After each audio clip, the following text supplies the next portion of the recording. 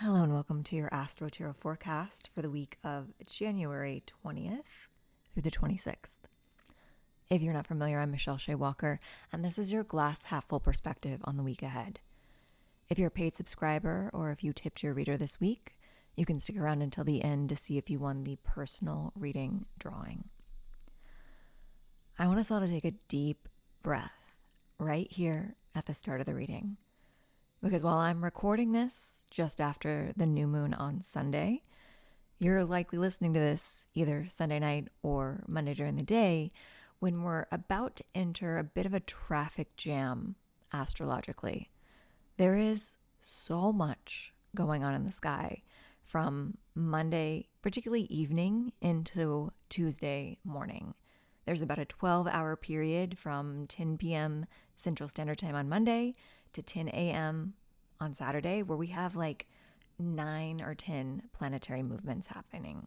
And they're not all major, they're not all earth-shattering, but there's a lot happening.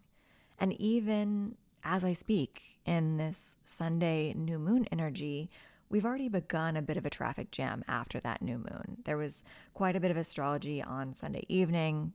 We left that to last week's forecast. But know that if from Friday into Tuesday of this little bridge between weeks, you're feeling a lot of stuff, that's to be expected. So first of all, last week we had our new moon. So again, I'm recording it on the day of the new moon, but we had the Capricorn new moon. And I didn't mention this in last week's reading, but every new moon is preceded by what's known as the dark moon, which is where the moon gets at its darkest point before it starts to become new again. And that can be an emotionally heavy period for a lot of people, especially depending on how your sign lines up with the sign of the moon.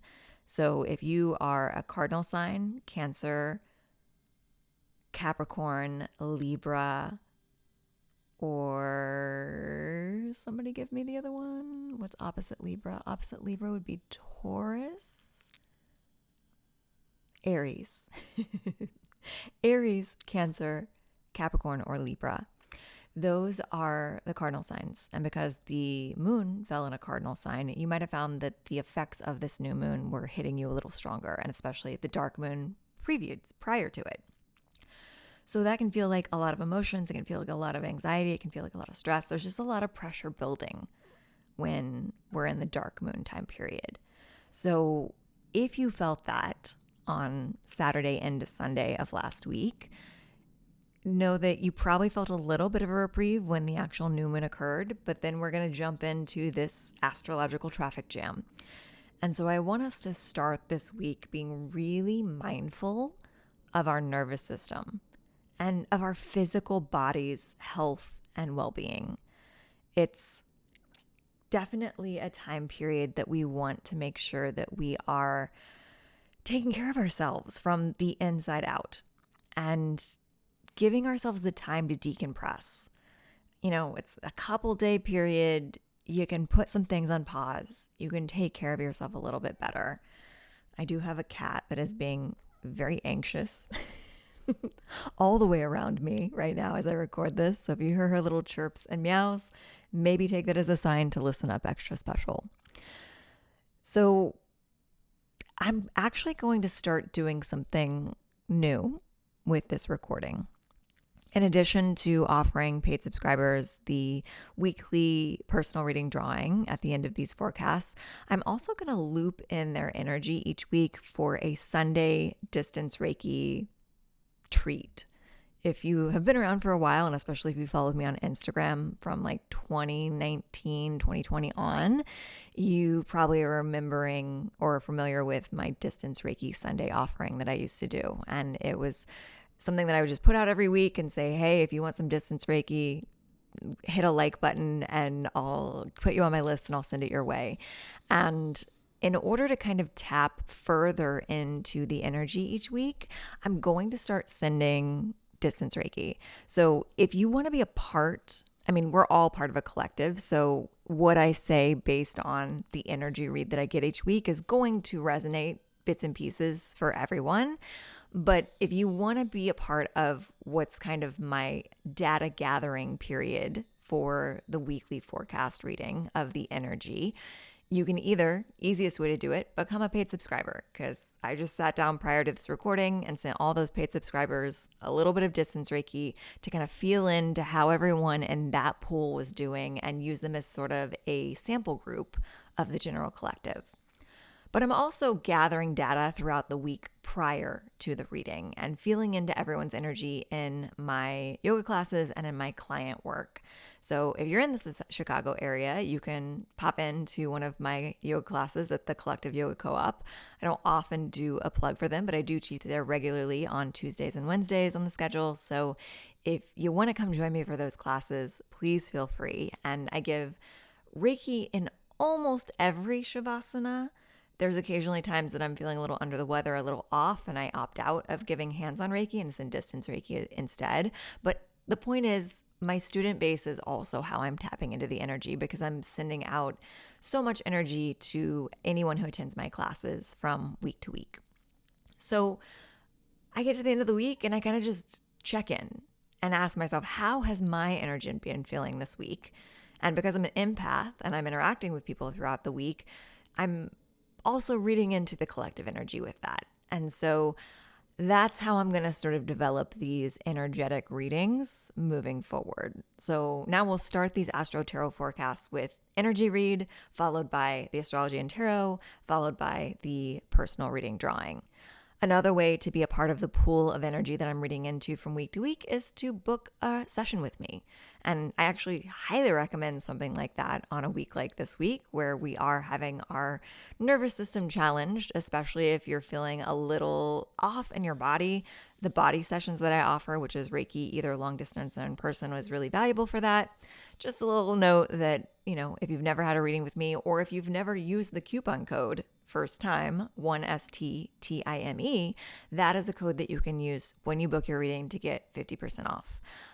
It's supposed to be for people that have never had a reading with me to be able to try it out at a discount. But the spoiler is that even if you've had a reading with me years ago, the code will still work for you if you've never used that code before. So it's a one-time use code. Use it to your advantage. I want you to be able to get a reading in an accessible manner. So even if I've seen you before for a Reiki session, if you haven't used the code first time, know that that is available to you to get 50% off. So if you just feel like your nervous system is a thread that's been rubbed the wrong way a few many times this week, and it's all frazzled and frayed and all the ends are sticking up out everywhere, and you just feel like you need something that feels like a smoothing of wax the right direction over that thread to kind of let everything lay back down and come back together, that's what the energy work can do for you. So that's my little preamble. And again, I've been kind of already telling you a bit of the energy read. It is a lot on the nervous system this week. So some things that I want to offer us, tools to help out with that. Definitely Monday, Tuesday, especially this week, give yourself time to find what is working for your nervous system.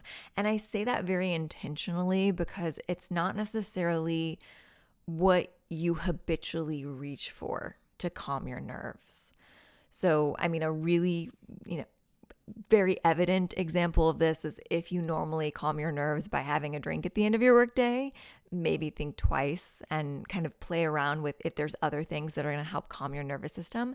But even when we come away from sort of the substances that we use to cope with things, I want you to really be mindful of the media, the entertainment, even the very seemingly not harmful things that you do to decompress. Because I'm getting a read on the energy that this week in particular, we might be called to decompress in different ways.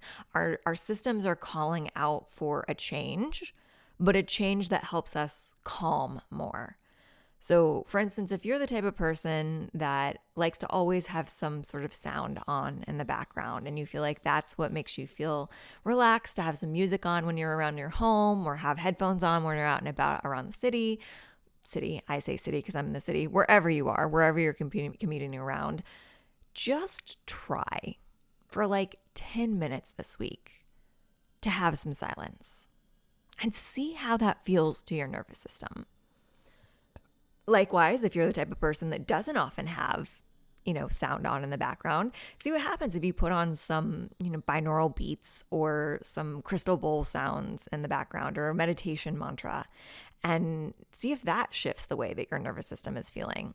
And you don't have to do it for like an entire day. Again, just be mindful of your choices. So before you habitually reach for the things that you normally would reach to decompress or to calm down, try the opposite just for a little bit, 5 to 10 minutes. And sit with that and see how it feels, because I feel like we're entering into a transformational time in this, especially transition from 2026 into our astrological new year when Aries season begins. We're entering our new chapter, as I've been talking about for weeks and weeks and weeks now. We're coming from a 9-year into a 1-year. So we've kind of reset. And our whole body is kind of resetting into this new way of being. And it's going to look different for all of us. And that's why I'm always preaching like bio-individuality and you are your best laboratory, because I can't sit here for a collective reading and give you a single recommendation that is supposed to work for everyone. No one can. There is very individual things that we're being called to reach for right now, and very individual ways in which we're being called to change up our routines. And that's all going to align us for whatever this next chapter holds for us. But again, that's why we go for like the individual readings, to get the one-on-one consultations to see what's happening specifically for you. So if you feel called to that, it doesn't even have to be with me. I'm not saying that I'm the be all end all of trying to give you advice. You always want to go with whatever healer, reader, helper currently resonates for you at that time. So I'm kind of putting a bunch of things on the plate right here as options for us. But I'm definitely getting the hit that our nervous systems need love. And they probably need love in ways that we haven't tried as often before. So keep that in mind and just be really, again, mindful is the word of the day. We don't want to be unconsciously soothing ourselves this week with whatever we traditionally reach for. So just take a moment here as a collective and take a deep breath in and full breath out. Let your shoulders drop, let your jaw relax. Feel your body in the space that it's currently inhabiting. If you're sitting, feel the connection of your sit bones to whatever surface you're sitting on. If there are any body parts touching one another, feel what those two body parts feel like to one another. Notice if you're holding any tension that you don't need to be keeping yourself upright, and let that go. And I want you to just imagine like a smoothing liquid. My brain wants to say like wax or honey, but if those things kind of give you the ick, we want to imagine pouring down over the crown some sort of substance that's just going to smooth things down. So as if all the hairs on your body were standing up on end, let them feel smoothed down. Let your belly move with your breath. Let it expand on the inhales and let it fall back into your body on your exhales. Soften the front of your throat. See if you're holding tension there. And relax your jaw. And if that was an enjoyable experience for you, my release classes are a really great thing to try on because I do things like that while you're resting in restorative postures. Okay, so take care of yourself this week. Eat, drink, consume physically or mentally, things that in that moment make you feel good, even if they're not the things that you're used to reaching for. Drink plenty of water. Drink some hot liquids, preferably not caffeinated. Caffeine's not going to be great for the nervous system this week. I'm not saying you can't have it at all, but make sure you're integrating something else that's soothing as well, that's not going to amp up your nervous system. We want to get out of fight or flight mode as much as possible, particularly Monday and Tuesday. We're moving into a new chapter, not just with our prelude to the astrological new year, but also with a lot of stuff moving from Capricorn into Aquarius. And if you're an Aquarius rising like me, it really will feel like moving into a new chapter because we're moving from 12th house placements in Capricorn to our first house placements in Aquarius. Okay, so with that in mind, let's dive into the astrology and the cards. I want to mention that it jumped out at me that all of our cards this week are divisible by either 5 or 3. And what that means to me is that we have the elements, the numerology elements of 5 and 3 at play this week. And 5 in numerology translates to big change, which, surprise, surprise, we've been talking about that for weeks leading up to this new year. And now for these weeks moving into the astrological new year, we are on the precipice of big change. 3s are a message that your spirit guide, your ascended masters, your spirit posse team are there for you, that they're trying to communicate with you, they're trying to reach out with you and help you in this transition. So that's the first message that I have for us, just based on the numerology of our cards. 5s are also sometimes very transitional periods, so it's okay if you feel a little on the in-between. Again, the spirit team is there to kind of help guide you along when you don't know what the next step is because you feel like you're in between moments. And that is reflected back to us in Monday's card. But before we get to Monday's card, we have the astrology. The sun is moving into Aquarius. So we're starting Aquarius season. Happy solar return to the Aquarius people listening. And we also have Venus conjunct Pluto. Again, we have a whole traffic jam of astrology happening throughout the evening on Monday, but those are the 2 I'm going to focus on because our nervous system doesn't need to feel scattered right now. So we're going to focus on the major stuff happening and just know that there are other things occurring in the sky, and that is why it can feel a little extra intense Monday night into Tuesday morning. The sun moving into Aquarius is great. We're going from sort of, again, it's a very blanket statement to say Capricorn is workaholic energy. There's so much more than that. But to use the general umbrella term, Capricorn energy does have a little bit of a workaholism. And if we've been feeling a little scattered and a little nervous system fried, the last thing we need is to feel stressed about creating more security and abundance in our lives and getting back to work.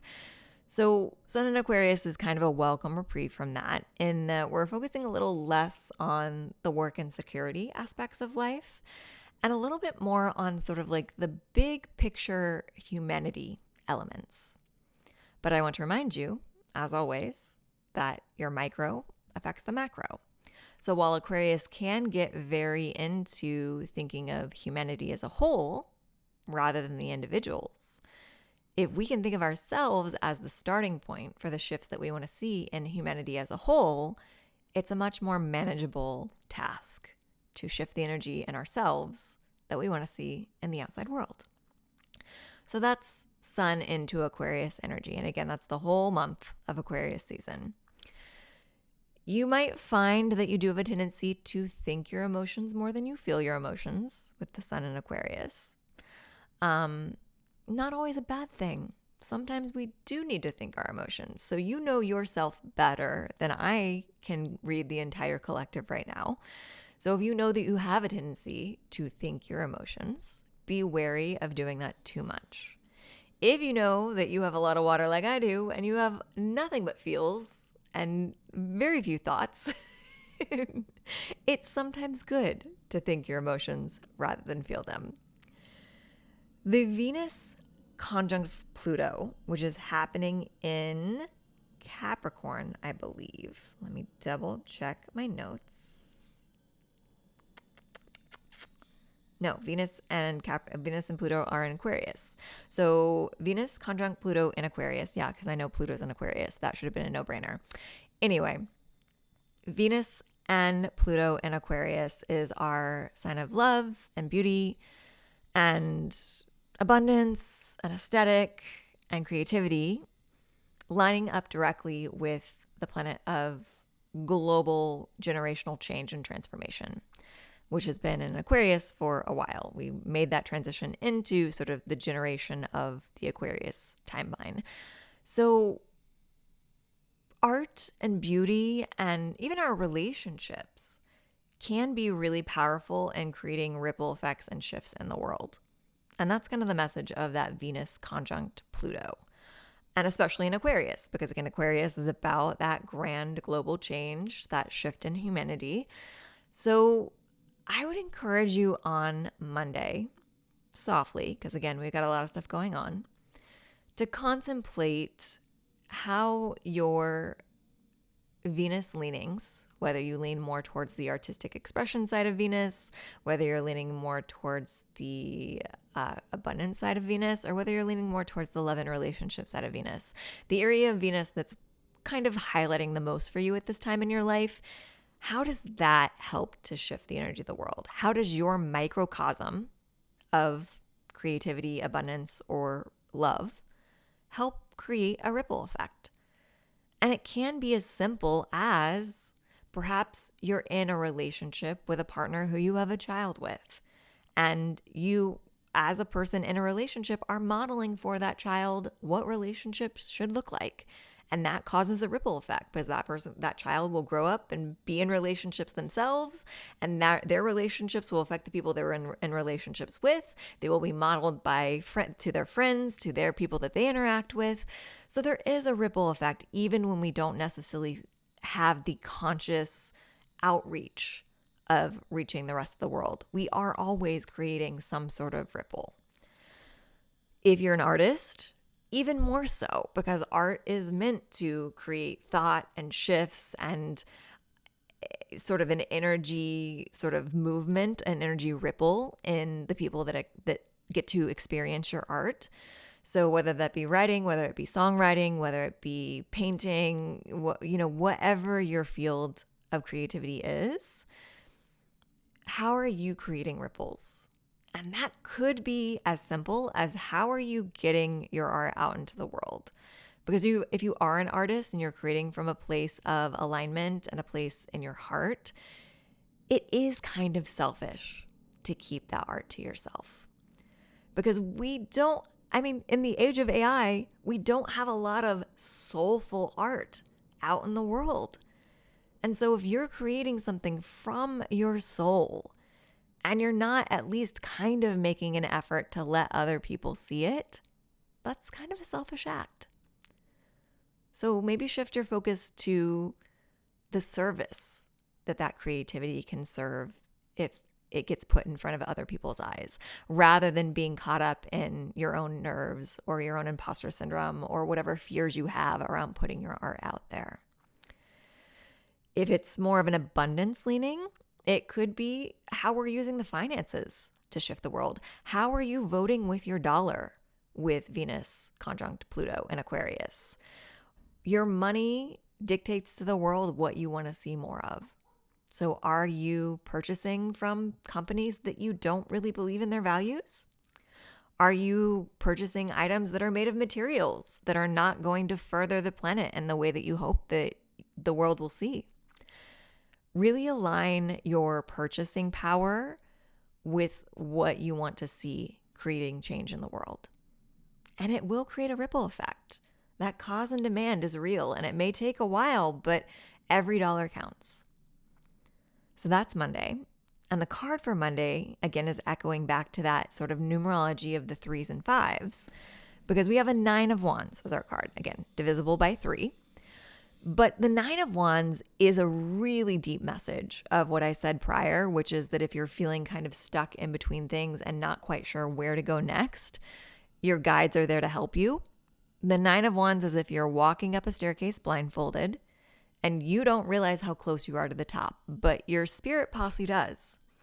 So if you need to give a Hail Mary prayer, meditation, whatever energy you work with to connect to the all-seeing eye in your life, that's a good timeline for it. It's a good time to say, hey, I'm feeling a little exhausted and I feel like maybe I want to give up on this thing that I've been working on, but I don't want to give up if I'm close to the end.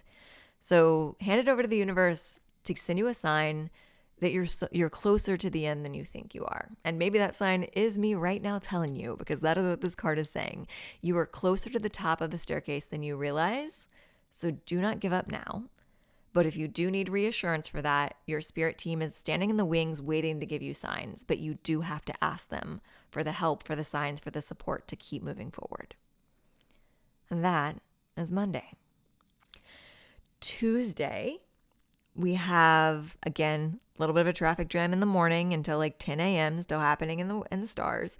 But the main thing that I want to talk about is Mercury moving into Aquarius. So again, we got this shift from Capricorn energy into Aquarius. We had a bunch of planets kind of lining up in Capricorn last week and the beginning of the month. And now all of those planets are moving around the same time into Aquarius energy. And this isn't super rare. Like, it does happen that we have lots of planets in a single sign, but it's happening more. Like, the energies are lining up more over the past year or two where that happens more often. And so we do get a really intense focus into whatever that area of our chart is. Again, if you know your rising sign, figure out what house Aquarius is in your chart. A rising sign is always number 1 in the wheel of the astrology. And then if you count around the astrology calendar from that 1, whatever your rising sign is, you'll figure out what number Aquarius is. And that's the house that's going to have a lot of action happening in it in these coming weeks. So, and also a lot of action happening in it, period, because it's where Pluto's going to be for quite some time.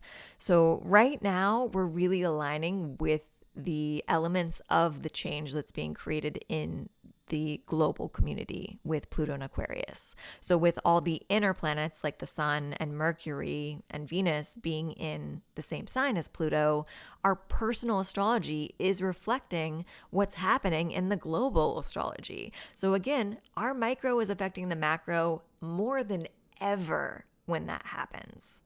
So take advantage of all this Aquarius energy that's happening and really look at how your micro of your personal life is a mirror back to what you want to see in the world. The Mercury into Aquarius specifically is, our planet of communication and transportation, in the planet of like global focus, humanity, and a little more intellect and innovation versus emotions. So you might find that you're more prone to communicating your thoughts than your feelings. You might find that it's a really good time period to communicate things that you want to change and innovate, whether it be in your personal life or in like your business or in the world. Aquarius is known for being sort of for lack of a better analogy, the Silicon Valley tech development type sector of things. But it doesn't have to be necessarily technology. It's about innovation and moving things forward in a way that benefits humanity as a whole in some way. So that's what's happening on Tuesday. The card for Tuesday is another 9. So we got 2 9s right off the bat, which means that we're coming to ends of cycles, but we're not quite there yet. The 9 of Cups reversed is what we have for Tuesday. And the 9 of Cups is a positive card in the upright position. It's not necessarily negative in the reverse position, depending on what I read into the energy.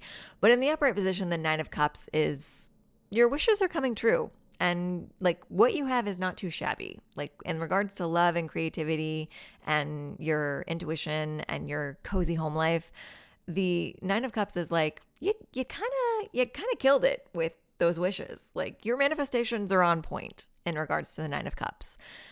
When it's reversed, we might be having that occur, but not feeling or noticing it as much in our life.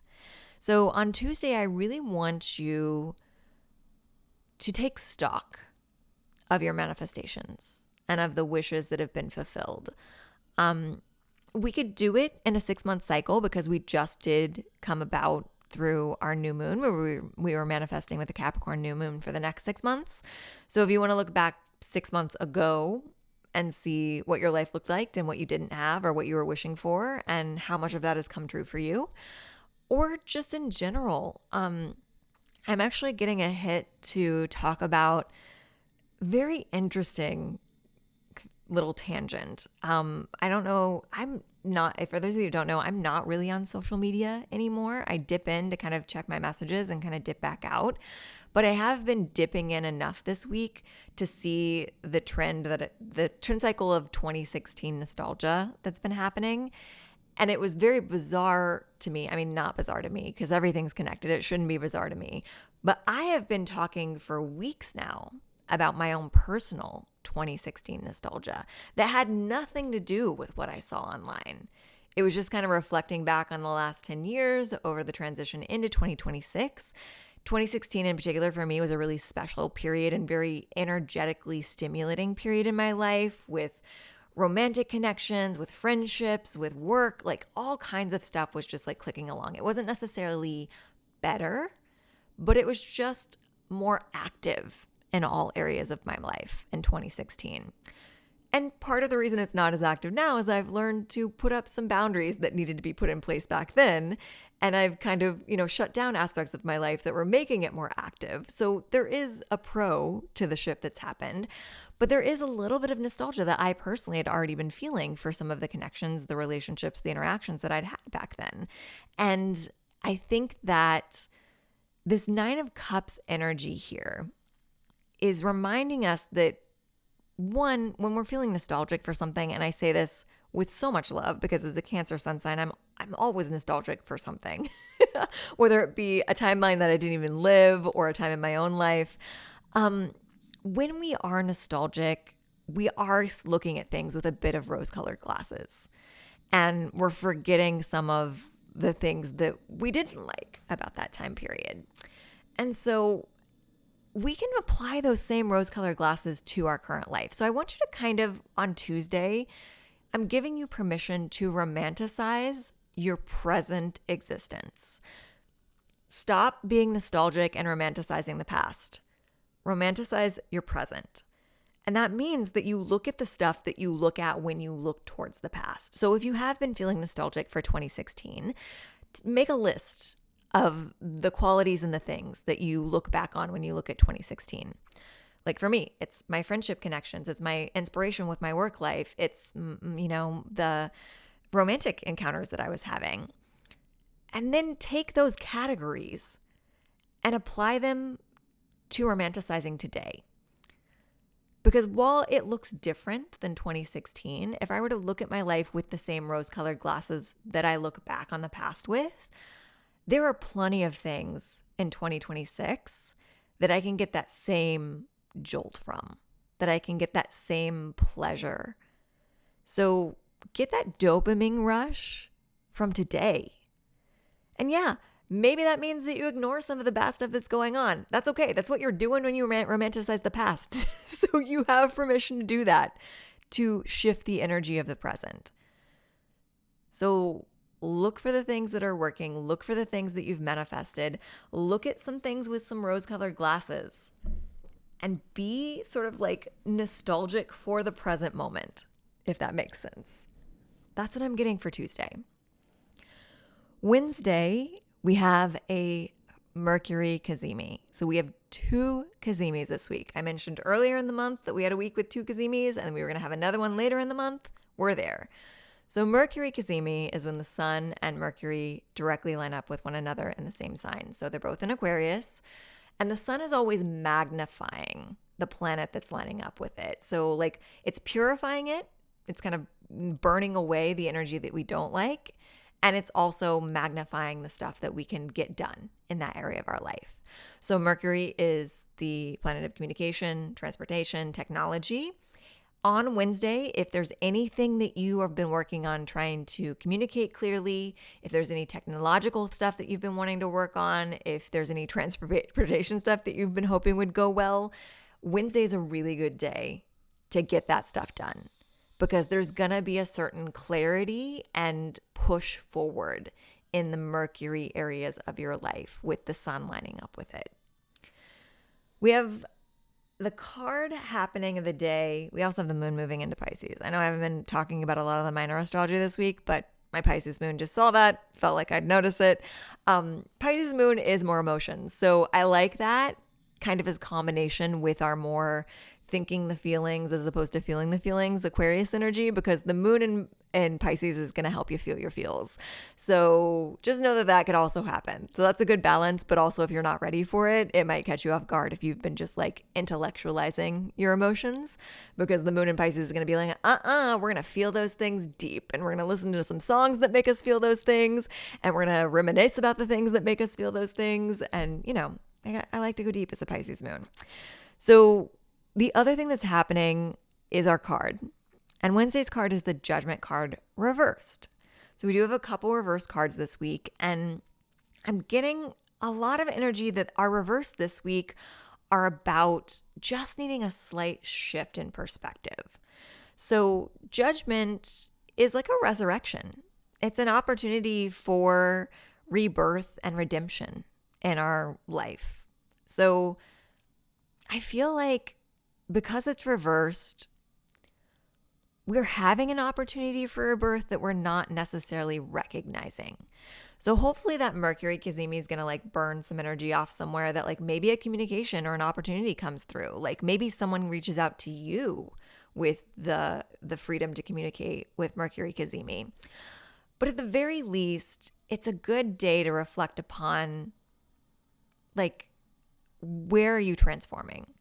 Where are you being kind of pulled out of the muck or even pulled out of the masses to be appreciated, to be rewarded, to be, again, I kind of see, this isn't necessarily perfect tarot translation, but I personally see the Judgment card and the Justice card very similarly, and that they both have to do with karma. And so where are you being karmically rewarded? And maybe part of that is a shift towards what's going right for you as opposed to what's going wrong for you. Because if we have the card reversed, there could be a tendency to look at where you feel like karma's kicking your butt. And karma's rewarding you for some stuff on Wednesday. But you have to take notice of it. And you have to be open to the opportunities that are coming forward for you. So keep your eyes peeled for what's going right for you and where you're being rewarded for your good deeds on Wednesday. Thursday, we have Mercury conjunct Pluto. So we just had Venus conjunct Pluto on Monday. This is what happens when all the planets end up in the same sign. They end up doing the same alignments with each other. So Mercury, our planet of communication, is now lining up with the planet of generational transformation, the Pluto planet that's making big shifts in the world. So I think Mercury Cazimi the day before has kind of prepared us to communicate something to the world that could potentially shift the energy of where we're going, where we're moving. So if you are an innovator, an inventor, if you are doing things differently in your life or your business, it's a good day to announce something to the world. The day before is also a good day to announce something to the world. So it could be that you announced it during the Mercury Cazimi and you're starting to see it actually reach the people that it needs to reach on Thursday. The card of the day on Thursday is the Hierophant reversed. So the Hierophant is a card of like spiritual mentorship. It's either you being a teacher or you seeking out a mentor. When it's reversed, there's two readings I'm getting. So take the one that resonates, because I do feel like I'm supposed to speak to both of them. The first one I'm getting is the reversed is just a signal that this isn't about someone teaching you, it's about you teaching someone. So if you're feeling called to a position of leadership, mentorship, or teaching, that is potentially what Thursday's energy is giving you. It's like, yep, it's time. You know things. Like, don't forget about the imposter syndrome and teach someone something. And it could be something that you're doing in a big global scale, or it could be something that you're doing to the people in your inner circle. But allow yourself to own the knowledge that you've acquired and be a mentor for someone in an official or unofficial capacity. The other split reading on this that I'm getting is that we're turning the teaching and the mentorship inward. We're allowing sort of our higher self to guide us, to be our own mentor, but from that place of stability and a calm nervous system, and in that place of like meditation and inner reflection. So it's kind of a little bit of both of the readings of the card. It's that we are the teacher, but we also need a teacher, but we are our own teacher in that case. And it could be a little bit of both of those readings for someone as well. Like you could be being your own teacher while you're also mentoring someone else outside of you. So that is what's happening on Thursday. Friday, a little bit of traffic jam with the astrology. Again, we got like 5 or 6 things happening, but the 2 things I want to talk about is Mars moving into Aquarius. So yet another planet moving into whatever house Aquarius is in your chart. This is the planet of passion and action. So wherever Aquarius is in your chart, you might be taking action on something there. The sun is also conjunct Pluto. So we have a Pluto cazimi. So sun lining up with Pluto. We are amplifying and cleansing that generational big picture change that we want to see in the world for the next like 20 years. So we're not talking like small astrology this week. This is why we're taking care of our nervous system. The card of the day, however, is the 10 of Wands. And the 10 of Wands is a message that you might be trying to carry burdens that are not your own. So while we're feeling very passionate about our Aquarius topics and about the Pluto and Aquarius energy as these 2 planets move into that sign, with Mars moving into the sign with our passion activating there, you don't have to do all the things. You specifically as an individual are not in charge with changing the entire future of the world. And just listen to that statement and think how ridiculous it is that half the time we are walking around feeling burdened by the fact that we as an individual are going to have to change all of the wrong in the world. That is not the case. You have a specific mission in this world, on this planet, in this time. And whether you feel like you found it or not, you can let go of the stuff that's not a part of that mission. And you'll know it's not part of your mission because it feels overwhelming to try and tackle that topic. Like, I am not a scientist. I am an energy worker. So while I work a lot with health and holistic wellness and with the physical body, my mission in this lifetime is not to find the medical cure for cancer. I don't need to worry about that. That's not my lane. So Friday's astrology is telling us to stay in your lane because you cannot do your mission well if you're trying to do everyone else's mission too. And this is a really important message if you are feeling overwhelmed with the news cycle. Because if you read the news and you feel incredibly stressed about what to do about everything going wrong in the world, that's a sign that you don't know your lane. Because you are not supposed to be able to feel like you need to do something for every item of news that you read. I speak this as someone who just, as I've talked about before, got a subscription to the New York Times, physical paper subscription. I highly recommend it. Put it into your budget. It's well worth it because it gives you a little bit of news from every different area of existence. So I feel like I'm getting a little more of a well-rounded exposure to the news of the world as opposed to just what my algorithm was feeding me before. But because of that, I have to be very conscious of what's not my lane. I'm reading about stuff that is well above my pay grade, well outside my lane, and I do want to be informed about that stuff so I understand what's happening in the world. But it doesn't stress me out to read about stuff that's not in my lane, because I trust that there are individuals that have been put on this planet that is their assigned lane. And my job is to help you find your lane so that we all can focus on our own stuff. So my purpose in this life, one of my few lanes that I do focus on, is helping you to tune out the noise that's not yours. Because the world needs you to focus on your lane so that everyone else that's focusing on their lane doesn't get distracted by your stuff, because they know that you've got it handled. So even if your lane is raising a well-rounded human being as a parent, that's great. That means that I don't have to focus on your child's lane. Like, I don't have to focus on the well-being of children, because I trust that the parents out there are taking care of the children, or that someone out there has felt called to focus on the well-being of children, so that the parents that aren't capable and equipped to take care of their children now have resources to find someone that's capable and equipped to take care of their children. And that's just a little example, but you get what I mean. It doesn't have to be a big, huge thing. For some of us it is. And I feel a little more of a global responsibility for my lane, and that's okay. But if you feel like you quote unquote haven't found your lane, it might be that you're thinking too big. Maybe your lane is a little smaller, and that's okay.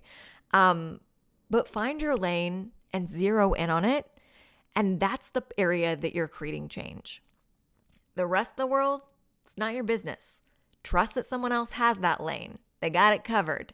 Because if you don't have an expertise in that area, you're not helping. You're just like too many cooks in the kitchen at that point. So that's my little soapbox, my little tangent, but also the lesson of the day. Because the Ten of Wands is about trying to carry more than what's your load. And so I want you to really take that message to heart, that we need you to unburden yourself so that you can zero in on what you're meant to do. Because I don't want to do your job. You're doing your job. So let other people do their jobs so you can do your job, whatever that looks like. Whew. Okay. Saturday, we get a brief break from the astrology. There's nothing happening in the stars of note on Saturday. And I find it very comical that our card of the day is the Wheel of Fortune. So I do think we're kind of turning over a leaf on Saturday. So if you can push through this week with all of the traffic jam astrology and all of the major movements and all of the planets lining up with the same planet, all of the planets lining up in the same sign that our planet of change is lining up with, you get to move forward.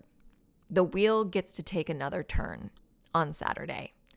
And I think we're going to feel a bit of a shift. And I think part of it is that we're going to do the work in the week that creates that shift. So don't slack off on the things that I've talked about in the previous days and just hunker down and wait for Saturday, because I think everything that happens before Saturday is going to create that turning of the wheel.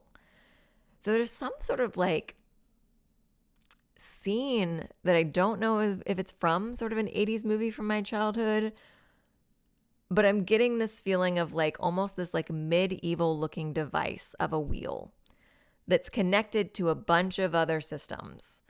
And like all these other things have to like fall into place for that wheel to go like the next notch forward. So think of that like this week. You're putting all of the things in place for this medieval device to be able to turn. But those things have to be put into place before the wheel can turn. But when the wheel turns, we're going to feel it, and there's going to be a shift. On Sunday, we have the moon moving into Taurus. It's the only thing happening that day. So while I haven't talked about all the moon movements, I will mention that one because it's the only thing on the calendar. If you're a Taurus moon, you have free license to feel your feels a little bit more. If you're not a Taurus moon, you might be more called to create more grounding, more security in your life, whether that be through nourishment and food, staying close to home, surrounding yourself with close friends, having like a little like gentle, quiet, like homey social gathering. And then the card of the day is the Three of Wands reversed. So actually I feel called to talk about my particular Sunday that I'm recording this as a preview for the energy you might want to embody next Sunday. I had a lovely Sunday for this new moon, purposely knowing that the assignment for this week is to calm our nervous system, smooth things over, and try things differently. In that I normally like to put on sort of YouTube informative sort of history or tarot reading or whatever channels in the background while I'm going about my morning and making breakfast and making tea and doing some things around the house. And today I just had quiet for the first hour or two of my morning, and I did some somatic exercises. I did some breath work. I did some stretches. I did some stuff that I knew was going to be good for my vagus nerve and my nervous system with my physical body. But I did it mostly in silence. And then when I did turn something on YouTube for sound, I just put on some ambient jazz music. I kind of pretended that I was a 1950s philosopher with some jazz records on in the background while I read the paper and drank my tea and did some tarot and had some deep thoughts. And it was lovely. And it's not my normal way of quote unquote decompressing or winding down, but it really worked to shift the energy. And it really primed me for new moon manifestation time because, again, I'm recording this on Sunday during the Capricorn new moon. It primed me to find that clarity that I need for manifestations. So the Three of Wands is a card of manifestations, but because it's reversed on Sunday, I feel like we need to do things a little bit differently to be able to align with the energy that we need to call in our manifestations and to really clarify the things that we're trying to call in. So if by the time you get to Sunday, you haven't tried something different for your nervous system, I encourage you to do it then. It's your last chance, get it in on the buzzer type assignment.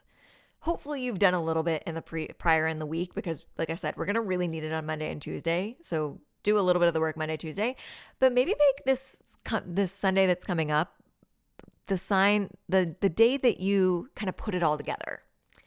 And you do several different things that you've acquired throughout the week that have worked for you that are maybe not your normal routine for decompressing and winding down and having a relaxing Sunday.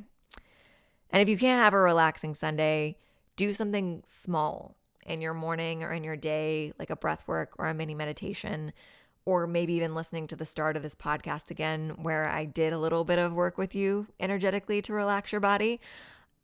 But it's definitely a day to do something different so that you can open up the energy for manifestation. So again, this is a really positive sign. That turn of the wheel on Saturday, moving us into a manifestation energy that just needs some lifestyle tweaks to work on Sunday, is really telling me that we are moving into that next chapter. We're priming the energy for what we're calling in. And I think you're going to feel it on Saturday moving into Sunday. And that might not mean that your entire world changes, but it means something shifts internally that makes your manifestation goals make more sense and makes the way that you want to go about manifesting those things make more sense. If you need help with any of these things, as always, I'm here for readings, mind, body, soul, and star sessions, half off with the code first time, 1STTIME, all caps. And, if you feel like you need a little extra energy assist next week, come to one of my yoga classes if you're in Chicago, or sign up to be a paid subscriber and you'll be a part of that distance Reiki that I send out next Sunday for the energy reading. And speaking of the paid subscribers, we're going to move into the personal reading drawing. So if you feel called to stick around, even if you're not a paid subscriber, that's always welcome. You are a part of a collective, as is this person I'm going to be reading for. So there are times that those messages align. Just use your intuition to take what resonates for you and leave what doesn't if it's not your personal reading. And for my paid subscribers, I want to thank Caitlin, Amanda, Holly, Jane, Tracy, and Sonia. Thank you guys so much for sticking around. It's such a pleasure to read for you each week. And I'm going to take out last week's reading winner, which I believe was Caitlin. I hope I'm not misspeaking. Caitlin, if it is you, I'll like double your name next week or something. Or if it isn't you, I'll double your name next week to make up for it. But I think you won last week's reading. So if you didn't listen to last week's reading, go listen to it. And then we're going to shake up the remaining to find out who's winning this week's reading. Ooh, we got a couple that want to come out. Let me just make sure I get one. Jane, you've won the reading, and I don't think you've won one in a while. So I like the way that the physical drawing of names is helping to balance things out a little bit. I kind of feel like the technology was maybe having a bit of a glitch and going to the same name a lot more often. So I like this paper, like everything physical medium, except for this podcast. Please keep listening to me here. So Jane, we're going to draw some cards for you. And first I'm going to take a little sip of my boiled ginger water that I have here. It's not ginger tea from a tea bag. It's actual cut up ginger boiled in water. So if you need a little relaxing warm liquid for your week, I highly recommend that. For a true holistic boost, you want to boil the ginger in the water for like 20 minutes. I like to peel the ginger before boiling it just because it doesn't get little like floaty pieces in the water, but you don't necessarily have to get the benefits of it. Just cut it up, stick it in a pot of hot water, boil it for 20 minutes. And it's a nice little way to not only soothe the system, but also ward off any potential colds as well. So that's my little holistic tip. And Jane, I feel like I need to get you a different deck, which I haven't felt called to in a while. So let me just kind of feel into it. For our weekly reads, we always use the Modern Witch Tarot. I think I'm going to go with an Old Faithful, my very first tarot deck that I started doing professional readings with, which is the Wild Unknown Tarot. So, Jane, we're going to pull some cards for you. Shuffling on the same table as the microphone, so apologize if that creates a lot of sound. We can just consider it an ASMR video. And let's see what the cards have as far as messages for Jane go, as well as welcoming anyone else who feels called to listen. Oh, we got one that jumped out and fell underneath the chair. So we're going to pick that up in a second. I'm going to get the rest of the cards on the table. So we got 2 and we got 3. Okay, let me take a little moment and grab that card. It is way underneath my chair. And I was trying to do it as quickly as possible because I do not like to have to edit any of these audios. So hold, please.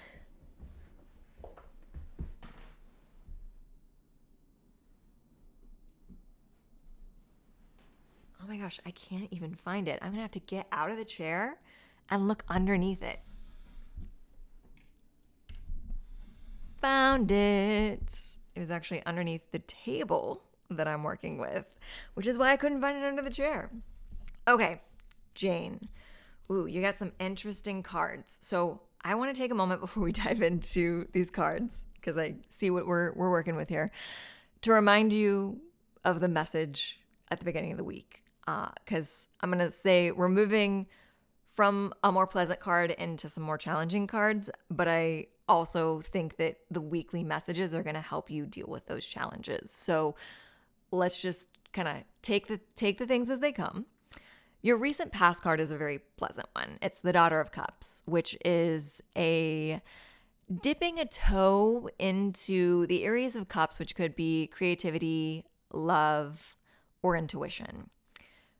For you, I'm getting more that it's like a creative energy, and whether that resonates as like an artistic creative energy or like just a creative energy and that like you're creating something new in the world, it could be either one of those. I know that we've personally had some conversations. I know you've got some creative stuff business-wise that you work on, and I'm getting that that's it. So the one thing about the daughter cards, which are also the page cards in the traditional tarot, is that they're free license to not quite know what you're doing. They're also sometimes coming with a feeling of imposter syndrome because you don't know, like you're not an expert in the field of whatever it is that you're trying to dip your toe into. But sometimes the beginner's mind is what we need. So again, this is the recent past. So you've probably kind of already learned this lesson or discovered this fact, but like it's okay to dive into something that you don't feel an expert on, because sometimes that makes you think of things differently than someone who's been in that field or doing that thing for many, many, many years. And it also is just a message to be gentle with yourself if you make mistakes, because you are learning. So the daughter or the page cards I think of as like the apprentice energy and like the old school like mindset of that, of like you pick a trade and you go and you find a master and you work with them and you learn from them by doing. So it's a learn by doing card in regards to what you're trying to create in the world. The present card is coming in with the Three of Swords reversed, which I do like a little better than upright as far as easy energy. The Three of Swords is a card of heartbreak, disappointment, sometimes betrayal. If it were a romantic reading, it would sometimes be like a breakup or a heartbreak or a cheating situation. This feels more like it's leaning more towards general life, in that someone's not showing up for you in the way that you wish that they would. Like it's kind of an expectation versus reality type thing. But with it being reversed, it kind of feels like it's happened often enough that you're learning to expect it. You're learning to, when someone shows you who they are, believe them, rather than kind of holding that expectation in space for transformation. And the important message for that, for you and for anyone else that feels called to listen, is while sometimes it does mean that we need to like put up boundaries or cut people out of our life because it's a toxic situation, sometimes, especially if it's like family or someone that you kind of need to stay in contact with, there's just an acceptance that needs to happen. And that acceptance does come with a bit of grief. So it's this feeling of like wanting a certain relationship with someone that doesn't end up rising to the occasion and reality of your expectation. And that's really not anyone's fault, because we could actually kind of flip it both ways. I'm a big fan of seeing things from both sides of the coin. And so when we have a relationship where someone disappoints us, we could blame them for not rising to the occasion, which if you are a really intuitive person and you read into people's energy pretty well, sometimes your expectations of them are what you see of the highest version of themselves. So it is something that in theory they're capable of, which is why it's extra heartbreaking when they don't show up for you in those ways. But also, just because their higher self is capable of that doesn't mean that they were supposed to rise to that occasion this lifetime.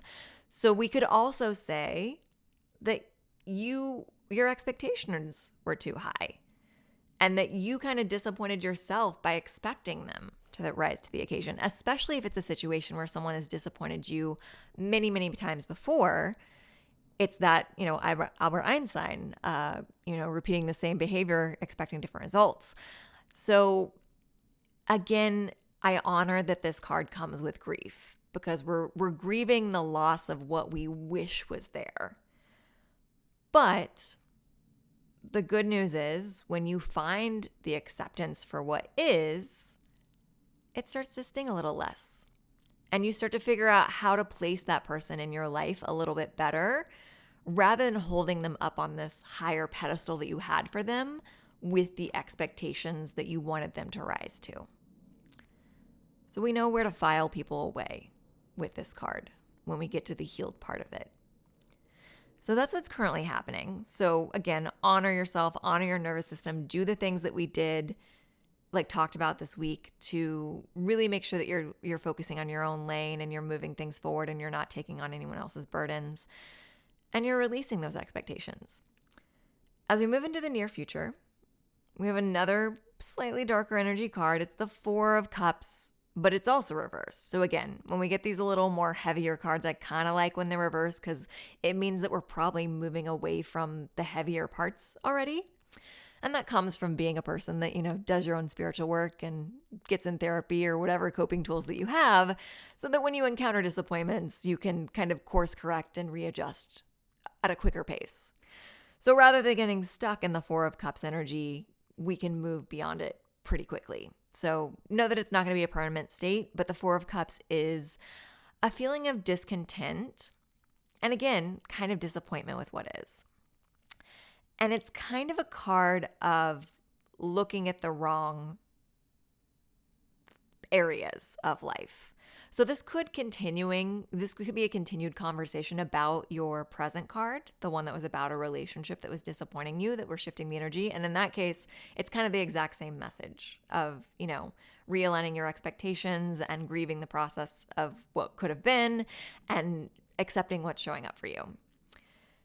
This also could be a sign that there's a glimmer of positive in this situation that you've neglected to see because of your expectations. So, and it could be that positive is that this person, this relationship, this situation has challenged you to become a stronger person and to see things in a different light and to learn to accept others. So the positive doesn't necessarily have to be that, oh yeah, this person totally disappointed you here, but here's this other special magical quality they have you didn't even know that they had. It could be that, but most of the time it's more that the challenge that they've presented with you is a magic in and of itself. So recognizing those blessings, because you karmically called this situation into your life for a purpose.